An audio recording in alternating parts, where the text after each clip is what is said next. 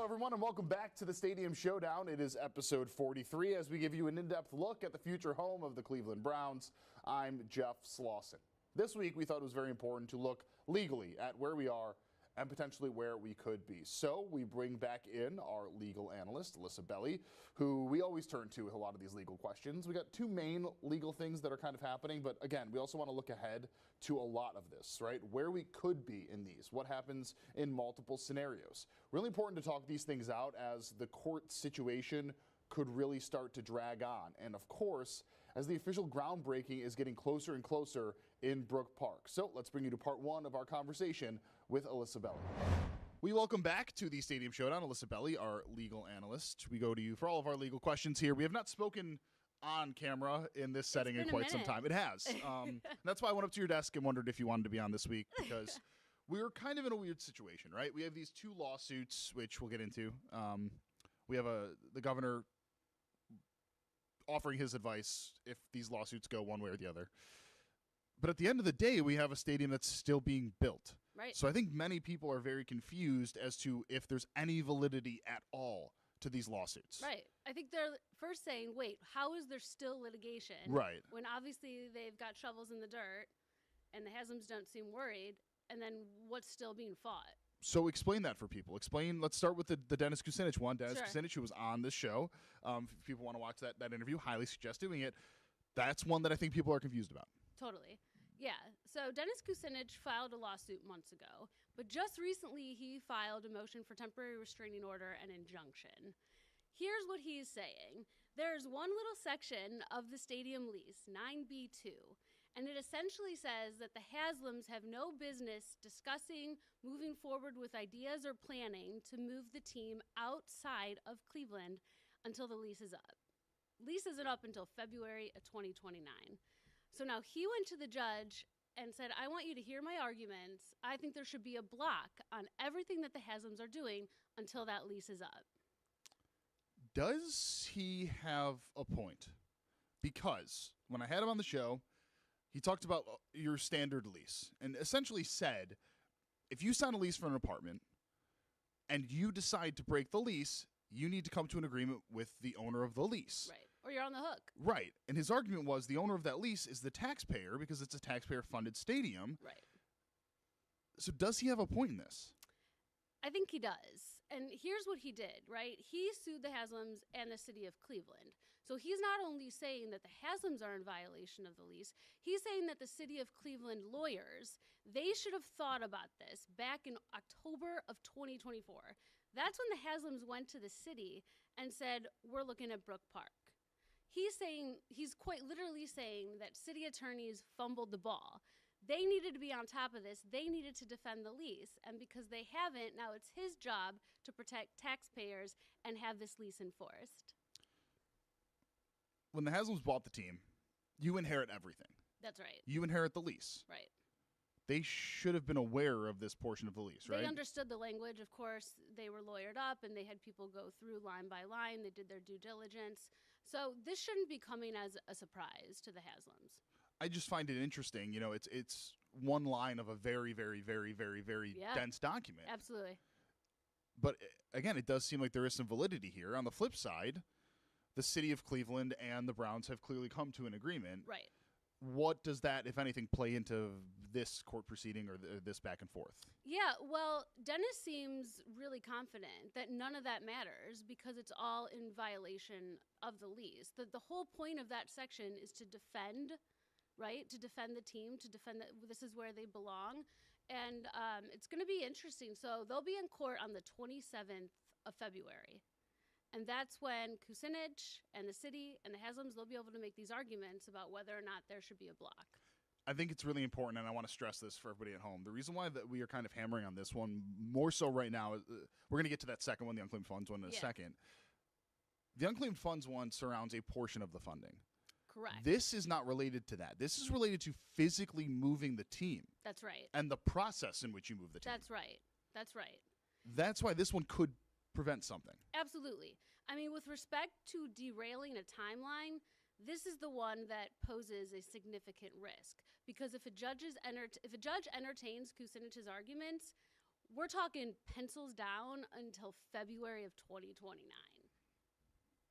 He, according to him, is doing this in defense of the taxpayer. That's right. He himself is a taxpayer. He's a taxpayer.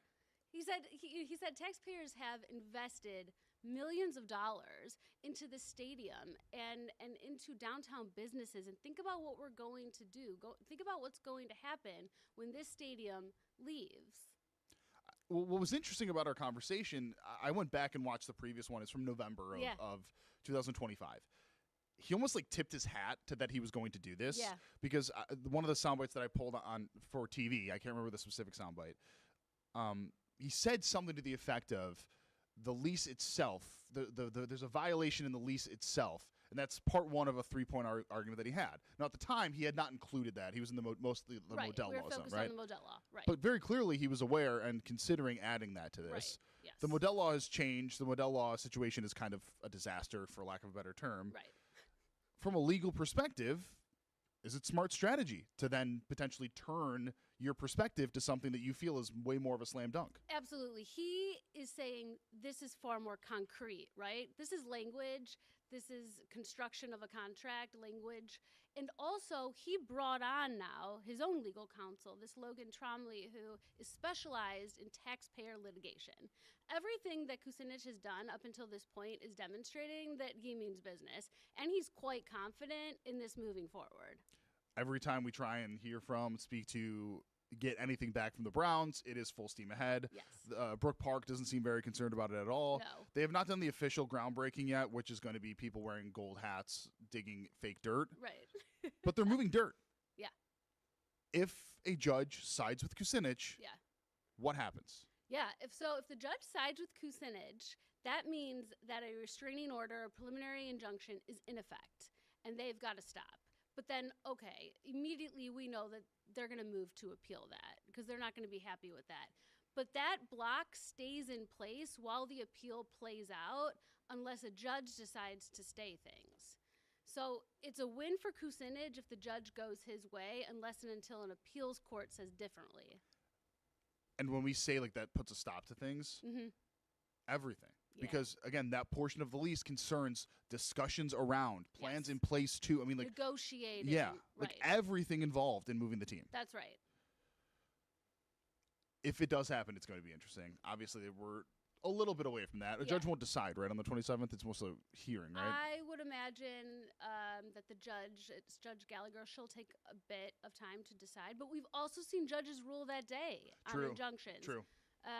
But we'll definitely have a better sense of things once we hear the arguments. All right, let's move on to the next one here. So this unclaimed funds debacle, I guess is the best way to say it. You've been in court. Yes. In Columbus. County court, federal court. There's actually 2 lawsuits challenging the unclaimed funds, but there's one we care about, and that's the county one. Right, because that's the one that's advancing. That's where the block is. Right, so that's stopping the $600 million. And again, the reason why we haven't been like, sounding the alarm on that one is just the Haslams are worth billions of dollars. Right. They'll be able to potentially source $600 million. Exactly. We also don't know what that's needed for. Right. The current money that they clearly have, the 1.6, the 1.6 that they're using, or 1.6 or 1.8 that they already have, that could be going toward this stuff. Exactly. So this one's not make or break, but it is for the future prospect of it. Right. Right. Why is that? Why is this such a big deal for the future of these unclaimed funds? Yeah. So let's back up a minute. This money was supposed to move on the 1st of January. And it didn't because a judge decided, actually, I agree with you. I'm going to grant this temporary restraining order, hear arguments, and now we're actually waiting for a ruling on an injunction. What does that mean? If this judge says yes to the injunction, that is in place until this case either goes to trial, which is set for next January, or the parties settle. Sorry, I'm just taking my notes here. No, you're fine. Next January for the funds there. Is the trial date. Is And the that's just trial what it is date. right now. That'll get pushed. And the reason why this is a bigger deal than just the Browns, the $1.7 billion that's in this zone, right, is for entertainment. It's for sports. It's for anything basically that could be considered bringing people into an area for tourism, Exactly. right? and you could probably stretch that pretty far if you're a local municipality to For claim, sure. right? I mean, a minor league baseball team can qualify for this. Right. Youth sports potentially could, with the fact that now high school athletics has NIL. There's a chance that a high school team could even qualify. Yeah. That's why this is the big deal. Right. While the Haslams potentially can make up the $600 million, and while the Browns are at the center of this, Right. for those teams that can't afford it, that would need this money, this is where this is a big deal. Yes, yes. This is bigger than the Haslams because this is challenging the lawfulness, the constitutionality of using this unclaimed funds for this purpose. And where we are right now in Franklin County, there's a judge who's seriously considering that this is not an appropriate use. Mark Dan is the head of this one, right? That's right. You have Dennis Kucinich, you have Mark Dan, two people that are incredibly popular and famous in Ohio politics. Exactly. Two people that have had a large responsibility in writing laws and legislation relating to Ohio politics here in the state. That's not a coincidence, right? I mean, these are people that have grave understandings of how these things work. These are people who are very knowledgeable about the system, about the legal process, and who feel strongly. You know, these suits are filed on behalf of taxpayers and on behalf of people that have money in this unclaimed funds. They're not playing around. They really are passionate about these lawsuits. It really is. It's fascinating because, like you said, they're on behalf of the taxpayers. These are people that are taxpayers, but they're not just like an average person. No. So they get what's going on. Right. Exactly. There is potential ways to get around things, potential solutions to these things. That was addressed by Governor Mike DeWine. We are going to get to that shortly after a very quick break.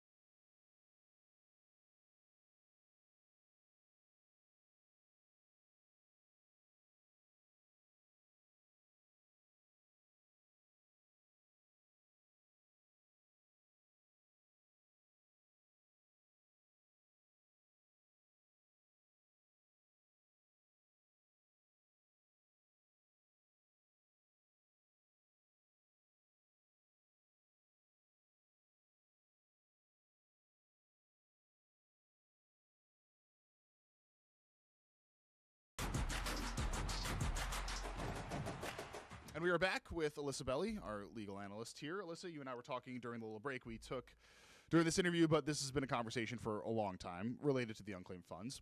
For those that are unfamiliar, I'm just going to lay it out pretty quickly. The governor wanted the Brown Stadium to be paid through the taxes on sports gambling. Now, it wouldn't be on your gambling. It would be on the companies, the sports gambling companies. That was his proposal. The Senate and the House disagreed. They didn't want it. No, they very much so didn't like that because, well, let's just put it incredibly clear out here. Yeah. These gambling companies make a lot of money. They can spend a lot of money to make contributions to a various range of individuals in politics. Yep. We have nothing against that in the United States. So these people can potentially be, I'm not saying that it definitively is happening, but there's a reason why these lobbies are so powerful. There's a reason why these companies are so powerful. And there's a reason why these companies would tell these individuals, hey, do not do this. We don't want that. Right. Yeah. Because if you're taxing them at a higher rate, they're obviously taking in less funding. So that was the idea, right? That was the initial idea that the governor wanted. And the counter to that was DeWine saying the people in the state spend a lot of money, Right. so this is an appropriate way. It would be the get- highest tax rate on any gambling company. Yeah. The Senate and the House said no. Yeah. They passed what is the current plan, which is the Department of Unclaimed Funds, but now it's circling back. Yeah. The governor had said, we played the sound last week, that this is the avenue that he could see if everything is shut down. But it's not like it could happen in a snap. Let's just go through the legality of that, right? Let's do that. Yeah. A budget is every 2 years. This was in the budget. Yep. Legally, in order to deem something from a previous budget as being not illegal, Right. then you'd have to pass something to make it work in its place, right? Sure, you got to rectify it. Right. You need a new strategy and a new plan and a new law forward. People drastically underestimate how long things take in politics. Yes. So, if hypothetically it is determined that the Department of Unclaimed Funds cannot have the money go to that, Right. we're thinking like 2 years, right? A year Absolutely. Absolutely. until a solution is fully vetted. If the judge in Franklin County decides that it's unconstitutional to use this money for the stadium, that block is good until this case goes to trial or settles. It's not set right now for trial until next January. Trial dates always get pushed out. Yeah. Okay, so that's a year, but then you think about, well, okay, cool, then this has to get into the budget for another plan. That's even longer. What I like what you pointed out is it has to go to trial. It would be a stay until the trial. So it would be absolutely can't use it. Right. Then the trial would happen. Right. So the governor in saying, oh, we could just use the money from sports gambling. We wouldn't know officially until the trial's done if it's right. That's correct. And let's say that a jury goes with Mark Dan, that can be appealed too. And everyone involved here, we keep saying this, they're going to take every procedural, strategic play they can in the court system. And it's not even really about winning, it's about delaying. If this is in the courts, things are getting slowed down. That's undeniable. So it's not as simple as the governor saying, oh, we could just do my plan. Definitely not. I mean, it wasn't that simple before. Exactly. Late night, they went their own direction. Yeah. It was at like 2 a.m. Yeah. A quick aside, but I remember when we heard about that, I got somewhat of a tip that basically, hey, they're going to be adding this and then it's going to be approved. And it was at like literally 2:30 in the morning. Yeah. So if the governor wants his to pass, it has to go through the regular channels, right? Correct. That's right. So it would have to go through House, Senate for the budget. Right. Then they would have to sign off on it. He would have to sign off on it. That's right. That's right. But again, that would be the 2027-8 budget, or Right. Yeah. yeah, because it's a 2-year budget, right? Right. Yeah. So that's why this would take long. Right. And keep in mind, yes, on one hand, he could wait and see, or he might hit a point. Everyone might hit a point where they say, you know what? I don't want to wait any longer. I don't want to stick around and see what's really going to happen here. Let's move forward with another plan. The one last thing I want to touch on here, which you and I have neglected to bring up, the governor's done in a year. Yeah. Yeah. So him saying, oh, we can just do my plan. No, you can't. No. The clock is ticking. 2027, a new governor will take office. That's right. So they can do their own plans, foresee their own way of wanting to do this. Exactly. Right. So if DeWine does nothing, and then he's out of office, and let's say the block is in place, then it's up to the new administration to decide what they think is appropriate. Or what if DeWine does make a move, and then the new administration doesn't like that idea? Right. I mean, the last thing here, if something is deemed illegal, yeah. Where does the money go? Does it go back to its original source? Does it depend? Well, it depends on the appellate process. Like you're saying, if there is money They that's took already been $1.7 billion taken. from the Department of Unclaimed Funds to put into this funding, right? Yeah, if it's found to be an unconstitutional use, then the people of Ohio need to be able to file claims to get that money back. Wow. Right. So then they would have to find a totally different. Exactly. Yeah. Yes. And again, the reason why this is just much bigger than even this show is because the Cincinnati Bengals are looking for a couple $100 million to refurbish their stadium, right? We have the Columbus Blue Jackets who potentially could be looking for upgrades. We have minor league baseball teams, minor league soccer teams, minor league hockey teams. Yep. All of these could have access to this. Right. And you need this to be figured out for when the Cavs want new seats and they request $20 million for it. Right? I mean, that's basically it, right? Yeah, absolutely. Absolutely. Like, you can't have this not a solution left out in the dust. Right. And these types of planning take years. These aren't decisions that are made. So far more ranging than. Right. Okay, so the 27th of February, that is the Kucinich. Yes. Do we have an update on the unclaimed funds when that's next? No, I recheck the docket constantly, but no, we're still waiting. But because we're waiting on the decision from the judge, right? That's right. We're waiting for the decision on the injunction. Okay. I mean, I thought we were going to get it like weeks ago. Same. So did the parties. Okay. So Yeah. it's not we're not crazy for thinking that this is dragging out. No, a bit. now we're in that point where we're like, ooh, this is taking a little longer than we thought it would, and makes you a little nervous. Got it. Yeah. I wonder what that could mean for I us. know. But yeah. I'm almost positive that somebody from 19, whether it's you, I, or somebody else, will be in court on the 27th of February. I'm hoping it'll be you. But yeah, Alyssa, thank you so much for your time. Is there anything that we didn't touch on? No, I think we covered a lot. Yeah. I think we did as well. As always, Alyssa Belli, our legal analyst, thank you so much for your time. We appreciate it. Thank you for having me. And we once again want to thank Alyssa Belli for joining us, as always, to provide some expertise when it comes to the current legal situation and that new Brown Stadium. All right, to end the show, we are going to be taking a look back at where we were 30 years ago when the Browns were coming back to Cleveland, kind of how things were shaping up. A really interesting perspective on it based off of where we are right now. We're going to be focusing on that after a short break.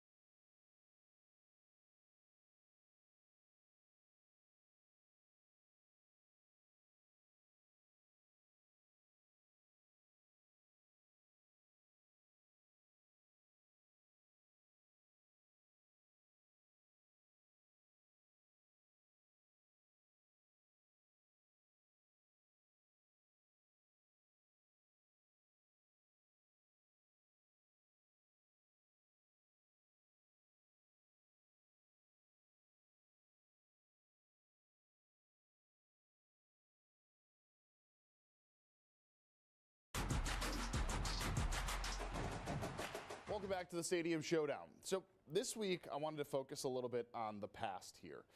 The assistant news director here at 19 News came up to me and said that he had found some previous stories that we did here at 19 News in the 90s and late 80s, focusing very much so on stadium debates. If this doesn't prove anything other than the fact that history is cyclical in some ways, the exact same debates that we are having right now were existing in 1989, and that is where we are going to start first. This, a debate over what to do with the Brown Stadium, and you're going to hear a very familiar refrain in this. Do you build a new stadium, or do you renovate the old one? Of course, we were talking about Municipal Stadium in this perspective, but again, this story comes to us courtesy of 1989. So let's take a quick look back at the stadium debate when both the then Cleveland Indians and the Cleveland Browns played under the same roof. For 60 years, Cleveland's Municipal Stadium was where the city's hopes and dreams soared like a fly ball hit deep to center field. Plenty of dreams have been crushed here as well. Municipal Stadium looks pretty much the same as it was when it was built in 1931, but that could soon change. The 10 o'clock news has learned that Browns owner Art Modell will shortly announce plans to give this 80,000-seat landmark a multi-million-dollar facelift. In an exclusive interview last week, Modell told me that a study commissioned by the Browns and the Indians arrived at an exciting conclusion. A stadium restoration here that would be remarkable.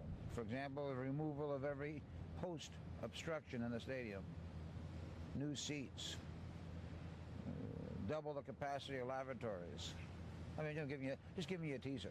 That's right, no poles. And long waits in the restroom would be a thing of the past. The price tag, sources say $85 million. and the plan's opponents feared could jump to $115 million.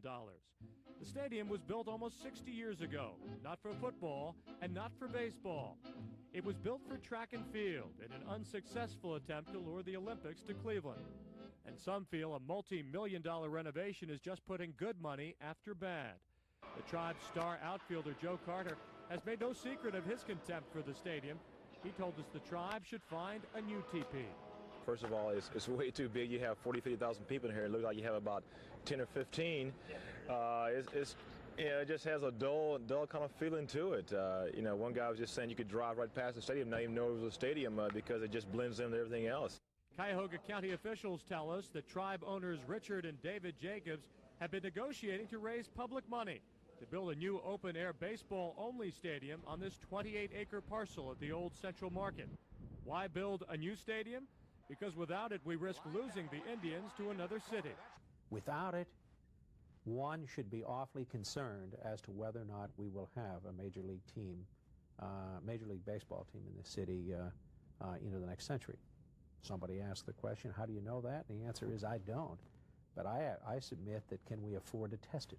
The proposed $118 million facility would hold 44,000 seats with a capacity for 72,000 if Modell eventually moved the Browns to the stadium. And many corporate leaders hope that's what would happen once the structure was built. But Modell says no way. You mean they're really in it? Not going to happen. No. In fact, I understand that would cost $10 million to make it expandable, and the actual expansion is another $40 million. So it's $50 million. We'll take that money now and stay here for football only and fix it up. Modell wants to renovate, and the Jacobs want to build. As for Mayor Voinovich, he wants the two owners to come to an understanding. The 10 o'clock news has learned that last week the mayor was working behind the scenes to convince the Jacobs to approach the Modell proposal with an open mind. Corporate and political leaders say the two team owners must come to an agreement soon. Otherwise, they say, we'll punt away a golden opportunity, and it will be the community that's the big loser. And lastly, I just want to show you what it did look like as they were demolishing the previous stadium. A quick reminder here, in the demo of Municipal Stadium, the cost in 1996 was around $6 million. Hovering around there is where we were able to find that data. The Browns have offered $100 million plus any funding needed to demolish the stadium currently. So potentially it could cost a similar amount. Unsure exactly what that would be, but that's what it looked like when it did. You may remember there was a fire at the Municipal Stadium at one point. It was abandoned. It was being torn down anyways. Might as well let the thing burn out, and then it potentially helps you in the long run. But all of these things that we were dealing with have in some way kind of happened before. I think it's really interesting to look back at history in that way. And of course, if you want to watch any of our previous coverage of the Stadium Showdown, you can scan the QR code on your screen right now. 43 episodes worth of coverage there. Really proud of the show, really thankful for the viewership. But of course, if you want to watch any of it, you can scan that QR code. And that is it for the latest episode of the Stadium Showdown. Thank you so much for watching. Of course, all of our previous episodes are available online, and continuing coverage on the Stadium Showdown will be taking place between now and our next episode. Until then, I'm Jeff Slauson with IT News. Have a great weekend.